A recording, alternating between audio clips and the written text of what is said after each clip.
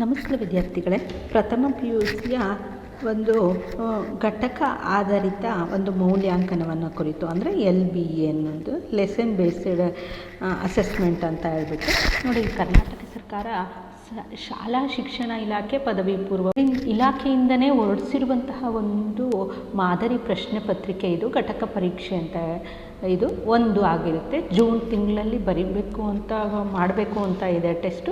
ನಿಮ್ಮ ಒಂದು ಕಾಲೇಜ್ಗಳಲ್ಲಿಯೂ ಕೂಡ ಈಗಾಗಲೇ ಮಾಡಿರ್ಬೋದು ಅಥವಾ ಇನ್ನೂ ಮಾಡ್ದೇ ಇರ್ಬೋದು. ಮಾಡಿರುವಂತಹ ವಿದ್ಯಾರ್ಥಿಗಳಿಗೆ ಆಯಿತು, ಅಥವಾ ಇನ್ನೂ ಆಗಿಲ್ಲ ಅನ್ನುವಂತಹ ವಿದ್ಯಾರ್ಥಿಗಳು ಯಾವ ರೀತಿಯಾಗಿ ಒಂದು ನಿಮ್ಮ ಪ್ರಶ್ನೆ ಪತ್ರಿಕೆಯನ್ನು ಘಟಕ ಆಧಾರಿತ ಒಂದು ಪರೀಕ್ಷೆಗೆ ಅಥವಾ ಮೌಲ್ಯಾಂಕನಕ್ಕಾಗಿ ಯಾವ ರೀತಿಯಾಗಿ ಪ್ರಶ್ನೆಗಳನ್ನು ಕೇಳ್ತಾರೆ ಅನ್ನುವಂತಹದ್ದನ್ನು ಈ ಒಂದು ವಿಡಿಯೋದಲ್ಲಿ ನೋಡ್ತಾ ಹೋಗೋಣ. ನೋಡಿ, ಕರ್ನಾಟಕ ಶಾಲಾ ಪರೀಕ್ಷೆ ಮತ್ತು ಮೌಲ್ಯ ನಿರ್ಣಯ ಮಂಡಳಿಯು ನಿಮಗೀಗಾಗಲೇ ದ್ವಿತೀಯ PUCಯ ವಿದ್ಯಾರ್ಥಿಗಳಿಗೆ ಇರ್ಬೋದು ಪ್ರಶ್ನೆ ಕೋಟಿಯನ್ನು ಹೊರಡಿಸಿರ್ತಾರೆ. ಹಾಗೆ ಮಾದರಿ ಪ್ರಶ್ನೆ ಪತ್ರಿಕೆಗಳನ್ನು ಕೂಡ ಕೊಡ್ತಾರೆ. ಹಾಗೆ ಅದರ ಜೊತೆಯಲ್ಲಿ ನಿಮಗೆ ಈ ಒಂದು ಘಟಕ ಆಧಾರಿತ ಮೌಲ್ಯಾಂಕನ ಅನ್ನುವಂಥದ್ದು ಈ ವರ್ಷದಿಂದ ಕರ್ನಾಟಕ ಶಾಲಾ ಪರೀಕ್ಷಾ ಮತ್ತು ಮೌಲ್ಯ ನಿರ್ಣಯ ಮಂಡಳಿ ಹೊರಡಿಸಿರೋದ್ರಿಂದ ನಿಮಗೆ ಓದೋದಕ್ಕೆ ಮತ್ತಷ್ಟು ಈಸಿ ಆಗುತ್ತೆ. ಅಂದರೆ ಯಾವ್ಯಾವ ಒಂದು ಅಧ್ಯಾಯವನ್ನು ಯಾವ್ಯಾವ ಅಧ್ಯಾಯದಲ್ಲಿ ಯಾವ ರೀತಿಯಾದಂತಹ ಪ್ರಶ್ನೆಗಳನ್ನು ನಿಮಗೆ ಕೊಡ್ತಾರೆ ಅನ್ನುವಂಥದ್ದು ಮಾದರಿಯಾಗಿ ಈ ಒಂದು ವಿಡಿಯೋದಲ್ಲಿ ಕೊಟ್ಟಿರುವಂಥದ್ದನ್ನು ನೋಡ್ತಾ ಹೋಗಿ. ಹಾಗಿದ್ರೆ ಯಾವ ರೀತಿಯಾಗಿ ನಿಮಗೆ ಇರುವಂತಹದ್ದು 30 ಅಂಕಗಳಿಗೆ ಈ ಒಂದು ಘಟಕಾಧಾರಿತ ಕಿರು ಪರೀಕ್ಷೆ ಇರುತ್ತೆ. ಆ ಅಧ್ಯಾಯಗಳು ಮೊದಲನೇದಾಗಿ ಪದ್ಯ ಇರುವಂಥದ್ದು ದುರ್ಯೋಧನ ವಿಲಾಪ ಮತ್ತು ಗಾಂಧಿ. ಜೊತೆಯಲ್ಲಿ ನಿಮ್ಮ ನಾಟಕ ಆಗಿರುವಂತಹ ಬೆಪ್ಪು ತಕ್ಕಡಿ 1ನೇ ಒಂದು ಅಧ್ಯಾಯಕ್ಕೆ ಸಂಬಂಧಿಸಿದಂತೆ ಈ ಒಂದು ಜೂನ್ ಪರೀಕ್ಷೆಯಲ್ಲಿ ಘಟಕಾಧಾರಿತ ಪರೀಕ್ಷೆಯಲ್ಲಿ ಕೇಳುವಂತಹದ್ದು ಆಗಿರುತ್ತೆ. ಹಾಗಿದ್ರೆ ನೋಡ್ತಾ ಹೋಗಿ. ನಿಮ್ಗೆ ಈಗಾಗಲೇ ಗೊತ್ತಾಯಿದೆ, ಮೊದಲನೇದು ಮೇನ್ನಲ್ಲಿ ಬರುವಂಥದ್ದು ಬಹು ಆಯ್ಕೆಯ ಪ್ರಶ್ನೋತ್ತರಗಳು. ನೋಡಿ, ಕೆಳಗಿನ ಪ್ರಶ್ನೆಗಳಿಗೆ ನೀಡಿರುವ ಉತ್ತರದಲ್ಲಿ ಸರಿಯಾದದನ್ನು ಆರಿಸ್ಬಿಟ್ಟು ಬರೀಬೇಕು. ನಿಮಗೆ 1 ಅಂಕಗಳಿಗೆ ಇರುವಂತಹದ್ದು ಒಟ್ಟಾರೆ 7 ಇರುತ್ತೆ. ಇದರಲ್ಲಿ ಬಹು ಆಯ್ಕೆ ಪ್ರಶ್ನೋತ್ತರಗಳು ಇರುವಂಥದ್ದು 7. ಹಾಗೆ ಮುಂದೆ ಬರುವಂಥದ್ದು ಫಿಲ್ ಇನ್ ದ ಬ್ಲ್ಯಾಂಕ್ಸ್ ಇರುತ್ತೆ. ಹಾಗೆ ಮುಂದಿನದು 2 ಅಂಕದ ಪ್ರಶ್ನೋತ್ತರಗಳು. ಮತ್ತು ಗದ್ಯಕ್ಕೆ ಸಂಬಂಧಿಸಿದಂತೆ ಬೇರೆ, ಪದ್ಯಕ್ಕೆ ಸಂಬಂಧಿಸಿದಂತೆ ಬೇರೆ, ಹಾಗೆ ನಾಟಕಕ್ಕೆ ಸಂಬಂಧಿಸಿದಂತೆ ಬೇರೆ 2 ಅಂಕದ ಪ್ರಶ್ನೋತ್ತರಗಳು ಇರುತ್ತೆ. ಹಾಗೆ ನಿಮಗೆ 3 ಅಂಕಗಳಿಗೆ ಸಂಬಂಧಿಸಿದಂತೆಯೂ ಕೂಡ ಅಷ್ಟೇ, ಅಲ್ಲಿಯೂ ಕೂಡ ಅಷ್ಟೇ ಅಂದರೆ ಸಂದರ್ಭದ ವಾಕ್ಯಗಳನ್ನು ಬರೆದ್ಬಿಟ್ಟು ಅದರ ಒಂದು ಸ್ವಾರಸ್ಯ ಸಂದರ್ಭವನ್ನು ಬರೆಯುವಂಥದ್ದು 3 ಅಂಕಗಳಿಗೆ ಇರುತ್ತೆ. ಅದರಲ್ಲಿ ಗದ್ಯಕ್ಕೆ ಸಂಬಂಧಿಸಿದಂತೆ, ಪದ್ಯಕ್ಕೆ ಸಂಬಂಧಿಸಿದೆ, ನಾಟಕಕ್ಕೆ ಸಂಬಂಧಿಸಿದಂತೆಯೂ ಕೂಡ ಇರುತ್ತೆ. ಅದರಲ್ಲಿ ಯಾವುದಾದರೂ 2ಕ್ಕೆ ನೀವು ಉತ್ತರಿಸಬೇಕಾಗುತ್ತೆ. ಹಾಗೆ ಮುಂದೆ ಬರುವಂಥದ್ದು 4 ಅಂಕದ ಪ್ರಶ್ನೆ. ಇದು ಪದ್ಯವನ್ನು ಕೊಟ್ಬಿಟ್ಟು ಆ ಪದ್ಯದಲ್ಲಿ ನಿಮಗೆ ಪ್ರಶ್ನೆಗಳನ್ನು ಕೇಳಲಾಗುತ್ತೆ. ಇದು 4 ಅಂಕದ ಪ್ರಶ್ನೋತ್ತರ ಆಗಿರುತ್ತೆ. ಇನ್ನು ಒಂದು ನಾಟಕಕ್ಕೆ ಸಂಬಂಧಿಸಿದಂತೆಯೂ ಕೂಡ 4 ಅಂಕದ ಒಂದು ಪ್ರಶ್ನೆ ಇರುತ್ತೆ. ಇನ್ನು ಉಳಿದಿರುವಂತಹದ್ದು ಭಾಷಾಭ್ಯಾಸಕ್ಕೆ ಸಂಬಂಧಿಸಿರುವಂಥದ್ದು 4 ಅಂಕಗಳಿರುತ್ತೆ. ಹಾಗಿದ್ರೆ ಈ ಒಂದು ಬಹು ಆಯ್ಕೆಯ ಪ್ರಶ್ನೋತ್ತರಗಳನ್ನು ನೋಡ್ತಾ ಹೋಗೋಣ. ನೋಡಿ, ಮೊದಲನೆಯದಾಗಿ ಇರುವಂತಹದ್ದು ಪ್ರಶ್ನೆ, ರಣರಂಗದಲ್ಲಿ ನಡೆದು ಹೋಗುವಾಗ ದುರ್ಯೋಧನ ಯಾರ ಹೆಗಲನ್ನು ಆಶ್ರಯಿಸಿದ್ದನು? ನೋಡಿ, ರಣರಂಗದಲ್ಲಿ ನಡೆದು ಹೋಗುವಾಗ ದುರ್ಯೋಧನ ಸಂಜಯನ ಒಂದು ನೆರವನ್ನು ಅಂದರೆ ಸಂಜಯನ ಹೆಗಲನ್ನು ಆಶ್ರಯಿಸಿಕೊಂಡು ದುರ್ಯೋಧನ ಹೋಗ್ತಾನೆ. ಇನ್ನು ಚಕ್ರವ್ಯೂಹವನ್ನು ರಚಿಸಿದಂತಹವರು ಯಾರು? ಚಕ್ರವ್ಯೂಹವನ್ನು ರಚಿಸಿದಂಥವರು ಯಾರು? ದ್ರೋಣಾಚಾರ್ಯರು ಚಕ್ರವ್ಯೂಹವನ್ನು ರಚಿಸ್ತಾರೆ. ನೋಡಿ, ಮುಂದನೇ ಒಂದು 3ನೇದು, ಜನಕಂಗೆ ಜಲಾಂಜಲಿಯಂ ತನೂಭವಂ ಕೊಡುವುದು ಉಚಿತಂ ಎಂಬಲ್ಲಿ ದುರ್ಯೋಧನ ಹೇಳುತ್ತಿರುವುದು ಏನು ಅಂದರೆ, ಇಲ್ಲಿ ಜನಕಂಗೆ, ಜನಕ ಅಂದರೆ ತಂದೆಗೆ ಅಂತಿಮವಾದಂತಹ ಗೌರವವನ್ನು ಸಲ್ಲಿಸುವಂಥದ್ದು ಕ್ರಮ. ಜನಕಂಗೆ ಜಲಾಂಜಲಿಯಂ ತನೂಭವಂ ಕೊಡುವುದು ಉಚಿತಂ. ತನೂಭವಂ ಅಂದರೆ ಮಗನಾದಂತಹವನ್ನು ಕೊಡುವಂತಹದ್ದು ಉಚಿತ. ಇದು ಸರಿಯಾದಂತಹ ಒಂದು ಉತ್ತರ ಆಗಿರುತ್ತೆ. ಇನ್ನು ಗಾಂಧಿ ಮತ್ತು ನಿಂಗಮ್ಮ ಒತ್ತು ಮೂಡುವುದಕ್ಕೆ ಮುಂಚೆನೇ ಬಂದು ಕಾಯುತ್ತಿದ್ದದ್ದು ಎಲ್ಲಿ ಅನ್ನುವಂತಹದ್ದು ಪ್ರಶ್ನೆ. ಅವರು ಎಲ್ಲಿ ಕಾಯ್ತಾ ಇದ್ದರು ಒಟ್ಟೋದಕ್ಕಿಂತ ಮೊದಲೇ ಅಂತಂದರೆ ಆಸ್ಪತ್ರೆಯಲ್ಲಿ ವೈದ್ಯರಿಗಾಗಿ ಕಾಯ್ತಾ ಕೂತಿರ್ತಾರೆ. ಇನ್ನು ವೈದ್ಯಾಧಿಕಾರಿಯ ಜ್ಞಾಪಕಕ್ಕೆ ಜ್ಞಾಪಕಕ್ಕೆ ಬಂದದ್ದು ಏನು ಜ್ಞಾಪಕಕ್ಕೆ ಬರುತ್ತೆ ಅಂತಂದರೆ, ತನ್ನ ಮುಂದೆ ನಿಂತಿರುವಂತಹ ವ್ಯಕ್ತಿಗಳು ತನ್ನಂತೆಯೇ ಮನುಷ್ಯ ವರ್ಗಕ್ಕೆ ಸೇರಿದವರು ಎಂಬುವಂತಹದ್ದು ಆ ವೈದ್ಯಾಧಿಕಾರಿಗೆ ಜ್ಞಾಪಕಕ್ಕೆ ಬರುತ್ತೆ. ಇನ್ನು ಬೋಳೇಶಂಕರನ ಊರು ಯಾವುದು ನೋಡಿ, ಬೋಳೇಶಂಕರ ನಾಟಕಕ್ಕೆ ಸಂಬಂಧಿಸಿದಂತೆ 1ನೇ ಅಧ್ಯಾಯವಾದಂತಹದ್ದು ಇದು. ಬೋಳೇಶಂಕರನ ಊರು ಶಿವಾಪುರ. ಇನ್ನು ಬೋಳೇಶಂಕರನ ಅಣ್ಣ ಅತ್ತಿಗೆಯರಿಗೆ ಉಂಟಾದಂತಹ ಆಸೆ ಏನು ಅಂದರೆ, ಬೆಟ್ಟದ ನತ್ತಿಯಿಂದ ನೆಗೆಯುವಂಥದ್ದು.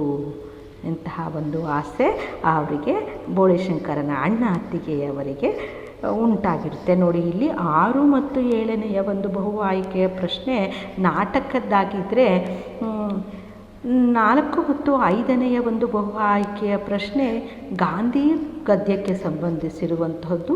ಇನ್ನು 1, 2 ಮತ್ತು 3ನೇ ಬಹು ಆಯ್ಕೆಯ ಪ್ರಶ್ನೆಗಳಿಗೆ ಸಂಬಂಧಿಸಿದಂತೆ ಇರುವಂತಹದ್ದು ಪದ್ಯಕ್ಕೆ ಸಂಬಂಧಿಸಿರುವುದು. ಅಂದರೆ ಒಟ್ಟಾರೆ 7 ಬಹು ಆಯ್ಕೆಯ ಪ್ರಶ್ನೋತ್ತರಗಳು ಇರುತ್ತೆ. ಮುಂದಿನದು ಫಿಲ್ ಇನ್ ದ ಬ್ಲ್ಯಾಂಕ್ಸನ್ನು ನೋಡ್ತಾ ಹೋಗೋಣ.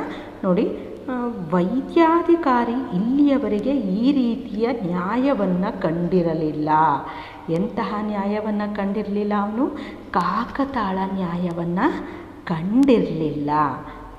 ಹಾಗೆ ಮೊಮ್ಮಗನ ಅಗಲವಾದ ಕಿವಿಗಳ ಕಂಡ ಕರಿಸಿದ್ದೇಗೌಡ ಡ್ಯಾಶ್ ಮನೆಗೆ ಹೋಗ್ತಾನೆ. ಯಾರ ಮನೆಗೆ ಹೋಗ್ತಾನೆ? ಮೊಮ್ಮಗನ ಅಗಲವಾದಂತಹ ಕಿವಿಗಳನ್ನು ಕಂಡಂತಹ ಕರಿಸಿದ್ದೇಗೌಡ ಜೋಯಿಸರ ಮನೆಗೆ ಹೋಗ್ತಾನೆ. ಇನ್ನು ಹಲಸಿನ ಮರವನ್ನು ಮಾರಿದ್ದರಿಂದ ಕರಿಸಿದ್ದೇಗೌಡನಿಗೆ ಸಿಕ್ಕಂತಹ ಹಣ ಎಷ್ಟು ಅಂದರೆ ಅದು 250 ರೂಪಾಯಿಗಳು.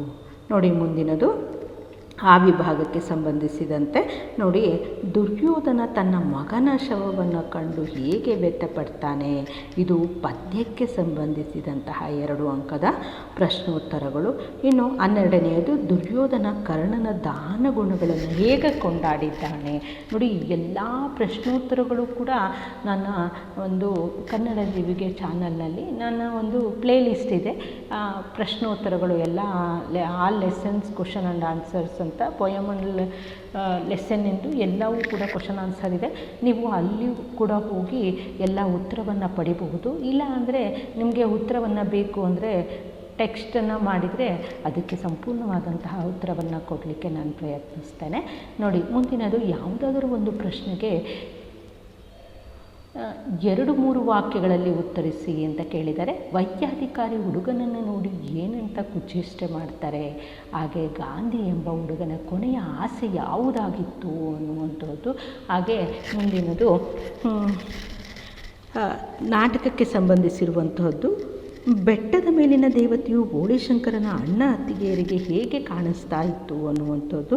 ಹಾಗೆ ಸಾಹುಕಾರನನ್ನು ತನ್ನ ಸಹೋದರರಿಗೆ ಆಸ್ತಿಯನ್ನು ಹೇಗೆ ಹಂಚಿದ ಅನ್ನುವಂತಹ ಪ್ರಶ್ನೆ ಇವುಗಳು. ಹಾಗೆ ಮುಂದಿನದು ಈ ವಿಭಾಗಕ್ಕೆ ಸಂಬಂಧಿಸಿದಂತೆ ಇದು 3 ಅಂಕಗಳಿಗೆ, ಅಂದರೆ ಸಂದರ್ಭದ ಒಂದು ವಾಕ್ಯಗಳು. ಈ ಸಂದರ್ಭವನ್ನು ಆಯ್ಕೆಯನ್ನು ಬರೆದು ಸಂದರ್ಭವನ್ನು ಬರೆದು ಸ್ವಾರಸ್ಯವನ್ನು ಬರೆಯುವಂತಹದ್ದು. ಪದ್ಯಗಳಿಗೆ ಸಂಬಂಧಿಸಿದಂತೆ ಮೊದಲನೇದಿದೆ ನೋಡಿ, ಆನರಿವೆಂ ಪೃಥೆಯರಿವಳ್ ಅನ್ನುವಂತಹದ್ದು, ಇಲ್ಲೇ ಬಸಿದಿನ ಇಟ್ಕೊಂಡು ಉಳಿಸ್ಕೊಡಿ ಅನ್ನುವಂತಹದ್ದು ಇದು ಗದ್ಯಕ್ಕೆ ಸಂಬಂಧಿಸಿರುವಂಥದ್ದು. ಹಾಗೆ ಬ್ಯಾಂಕಿನಲ್ಲಿ ಕೂಡಿಸಿಟ್ಟು ಮದುವೆ ಆದಮೇಲೆ ಹೆಂಡತಿ ಕೊಡ್ತೀನಿ, ಇದು ನಾಟಕಕ್ಕೆ ಸಂಬಂಧಿಸಿರುವಂಥದ್ದು. ಈ 3ರಲ್ಲಿ ಯಾವುದಾದ್ರೂ 2ಕ್ಕೆ ನೀವು ಬರೀಬೇಕಾಗುತ್ತೆ. ಮುಂದಿನದು ಯಾವುದಾದ್ರೂ ಒಂದು ಪ್ರಶ್ನೆಗೆ 5-6 ವಾಕ್ಯಗಳಲ್ಲಿ ಉತ್ತರಿಸಿ ಅನ್ನುವಂಥದ್ದು. ಅರಿಯಮೆ ಬಿಲ್ಲ ಭಿನ್ನಣಕ್ಕೆ ಗಾಂಡೀವಿಯಲ್ತು ಪಿನಾಕಪಾಣಿಯಂ ನೆರೆಯನೆದಿರ್ಚಿ ನಿಮ್ಮೊಡನೆ ಕಾದಿ ಗೆಲಲ್ಕದು ನಿಮ್ಮುಪೇಕ್ಷೆಯಂ. ಹಾಗೆ ದರಿಯಂ ದರಿಯೆ ನಿದೆನ್ನ ಕರ್ಮವಶಮಿಂದರಿಯಂ ನಿಮಗಿಂತು ಸಾವುಮ್ಮಿ ತೆರದಿನ ಕಾರಣಂ ನೆರೆಯ ಸಂಭವಿಸುತ್ತಿರುವುದೋ ಕುಂಭ ಸಂಭವ. ನೋಡಿ, ಇದನ್ನು ದುರ್ಯೋಧನ ಹೇಳುವಂತಹ ಮಾತು ಇದು. ಈ ಒಂದು ಪದ್ಯದ ಒಂದು ಅರ್ಥವನ್ನು ನೀವು ಅರ್ಥೈಸ್ಕೊಂಡ್ರೆ ನೋಡಿ, ನನ್ನ ಒಂದು ವಿಡಿಯೋದಲ್ಲಿ ಈ ಒಂದು ದುರ್ಯೋಧನ ವಿಲಾಪಕ್ಕೆ ಸಂಬಂಧಿಸಿದಂತೆ ಸಂಪೂರ್ಣವಾದಂತಹ ಸಾರಾಂಶವನ್ನು ಕೂಡ ಕೊಟ್ಟಿದ್ದೇನೆ. ಅಲ್ಲಿ ಹೋಗಿ ನೀವು ಸಾರಾಂಶವನ್ನು ಕೂಡ ನೋಡ್ಬೋದು. ನೋಡಿ, ಇಲ್ಲೇನು ಗಾಂಡೀವಿ ಅಂದರೆ ಯಾರು ಅಂತ ಕೇಳಿದ್ದಾರೆ. ಹಾಗೆ ಪಿನಾಕಪಾಣಿ ಅಂದರೆ ಯಾರು ಅಂತ ಕೇಳಿದ್ದಾರೆ. ದ್ರೋಣಾಚಾರ್ಯರ ಸಾವಿನ ಬಗ್ಗೆ ದುರ್ಯೋಧನನ ನಿಲುವೇನು ಅಂತ ಇದೆ. ಹಾಗೆ ಹಾಗೆ ಮುಂದಿನದು ಬೋಳೇಶಂಕರ ಮತ್ತು ಅವರ ಅಣ್ಣಂದಿರನ್ನು ಭಾಗವತರು ಹೇಗೆ ಪರಿಚಯಿಸ್ತಾರೆ ಅನ್ನುವಂಥದ್ದು. ಇದು ಕೂಡ 4 ಅಂಕಗಳಿಗೆ ಸಂಬಂಧಿಸಿರುವಂಥದ್ದು. ಹಾಗೆ ಮುಂದೆ ಬರುವಂಥದ್ದು ವಿಭಾಗಕ್ಕೆ ಸಂಬಂಧಿಸಿರುವಂಥದ್ದು ಲಾಸ್ಟ್ ನೇಮ್ ಏನಾಗಿರುತ್ತೆ ಅದು ಭಾಷಾಭ್ಯಾಸಕ್ಕೆ ಸಂಬಂಧಿಸಿದಂತೆ 2 ಪದಗಳಿಗೆ ಸಮಾನಾರ್ಥಕಗಳನ್ನು ಬರೆಯಿರಿ ಅಂತ ಕೇಳಿದ್ದಾರೆ. ನೋಡಿ, ಇಲ್ಲಿ ಮೇನ್ ಕೊಟ್ಟಿದ್ದಾರೆ, ಕೆಳಗಿನ ಪ್ರಶ್ನೆಗಳಲ್ಲಿ ಯಾವುದಾದ್ರೂ 2ಕ್ಕೆ ಸೂಚನೆಗನುಗುಣವಾಗಿ ಉತ್ತರಿಸಿ. ಅಂದರೆ 3 ಮೇನನ್ನು ಕೊಟ್ಟಿದ್ದಾರಲ್ಲ, ಅದರಲ್ಲಿ ಯಾವುದಾದ್ರೂ 2ಕ್ಕೆ ಬರೆದ್ರೆ ನೀವು ಸಾಕಾಗುತ್ತೆ. ಅಂದರೆ 2 ಪದಗಳಿಗೆ ಸಮಾನಾರ್ಥಕಗಳನ್ನು ಬರೆಯಿರಿ. ನೋಡಿ, ಅಗ್ನಿ ಅನ್ನುವಂತಹ ಪದಕ್ಕೆ ಸಮಾನಾರ್ಥಕವನ್ನು ಹೇಳೋದಾದರೆ ಶಿಕೆ ಅಂತ ಕರೀತಾರೆ, ಬೆಂಕಿ ಅಂತ ಕರೀತಾರೆ, ಅನಲ ಅಂತಲೂ ಕೂಡ ಕರೀತಾರೆ. ನೋಟ್ ಡೌನ್ ಮಾಡ್ಕೊಳ್ಳಿ. ಹಾಗೆ ಕಡಲು ಅನ್ನುವಂಥ ಪದಕ್ಕೆ ಸಮುದ್ರ, ಸಾಗರ, ವಾರಿಧಿ ಅಂತ ಹೇಳ್ಬಿಟ್ಟು, ಇನ್ನು ಗಜ ಅನ್ನುವಂಥದ್ದಕ್ಕೆ ಆನೆ, ಕರಿ, ಸಾಮಜ, ಕುಂಜರ ಅಂತಲೂ ಕೂಡ ಕರೆಯಲಾಗುತ್ತೆ. ಇನ್ನು ಮುಂದಿನದು 23ನೇದು 2 ಪದಗಳ ತದ್ಭವ ರೂಪವನ್ನು ಬರೆಯಿರಿ ಅಂತ ಕೇಳಿದ್ದಾರೆ. ಆಕಾಶ ಅನ್ನುವಂತಹ ಪದಕ್ಕೆ ತದ್ಭವ ರೂಪ ಆಗಸ, ತ್ಯಾಗ ಅನ್ನುವಂತಹ ಪದಕ್ಕೆ ತದ್ಭವ ರೂಪ ಚಾಗ, ಹಾಗೆ ಮುಖ ಅನ್ನುವಂತಹ ಪದಕ್ಕೆ ತದ್ಭವ ರೂಪ ಮೊಗ. ಇನ್ನು ಯಾವುದಾದರೂ 2 ಅನ್ಯ ದೇಶೀಯ ಪದಗಳನ್ನು ಬರೆಯಿರಿ ಅಂತ ಕೇಳಿದ್ದಾರೆ. ಅನ್ಯ ದೇಶೀಯ ಪದಗಳು ಅಂತಂದರೆ electric train, computer, kitchen, radio ಇವೆಲ್ಲವುಗಳನ್ನು ಕೂಡ ಬರಿಬೋದು. ಇನ್ನೂ ಬಹಳಷ್ಟು ಅನ್ಯ ದೇಶೀಯ ಪದಗಳನ್ನು ಕೂಡ ಬರಿಬೋದು. ಇಷ್ಟು ನಿಮ್ಮ ಒಂದು ಘಟಕಕ್ಕೆ ಸಂಬಂಧಿಸಿದಂತೆ, ನಿಮಗೆ ಘಟಕ ಪರೀಕ್ಷೆಗೆ ಸಂಬಂಧಿಸಿದಂತೆ ಈ ರೀತಿಯಾಗಿ ಪ್ರಶ್ನೆಗಳನ್ನು ಕೊಡ್ತಾರೆ. ಇದು ಒಂದು ಮಾದರಿಯ ಒಂದು ಪ್ರಶ್ನೆ ಪತ್ರಿಕೆ ಆಗಿತ್ತು. ಹಾಗೆ ನಿಮಗೆ ಪ್ರತಿ ತಿಂಗಳು ಕೂಡ ಈ ರೀತಿಯಾದಂತಹ ಘಟಕ ಪರೀಕ್ಷೆಗಳು ಕೂಡ ಮಾಡ್ತಾರೆ. ಅವು ಪದ್ಯ ಮತ್ತು ಗದ್ಯಗಳಿಗೆ ಸಂಬಂಧಿಸಿದಂತೆ, ಮುಂದಿನ ಗದ್ಯ ಮತ್ತು ಪದ್ಯಗಳಿಗೆ ಸಂಬಂಧಿಸಿದಂತೆ ಅದು ಜುಲೈ ತಿಂಗಳ ಒಂದು ಘಟಕ ಪರೀಕ್ಷೆ ಆಗುತ್ತೆ. ಆದರೆ ಇಲ್ಲಿ ಕೊಟ್ಟಿರುವಂಥದ್ದು ಕೇವಲ ಜೂನ್ನಲ್ಲಿ ಈ ರೀತಿಯಾದಂತಹ ಒಂದು ಪ್ರಶ್ನೆ ಪತ್ರಿಕೆಯ ಮಾದರಿಯನ್ನು ಕೊಡಲಾಗಿದೆ. ಇದೇ ಪ್ರಶ್ನೆ ಬರುತ್ತೆ ಅಂತಲ್ಲ, ಮಾದರಿಯಾಗಿ ಈ ರೀತಿಯಾಗಿ ಕೇಳಲಾಗುತ್ತೆ ಅನ್ನುವಂತಹದ್ದು. ಇಷ್ಟು ನಿಮ್ಮ ಒಂದು ಘಟಕ ಪರೀಕ್ಷೆಯ ಮಾದರಿ ಪ್ರಶ್ನೆ ಪತ್ರಿಕೆ ಆಗಿತ್ತು.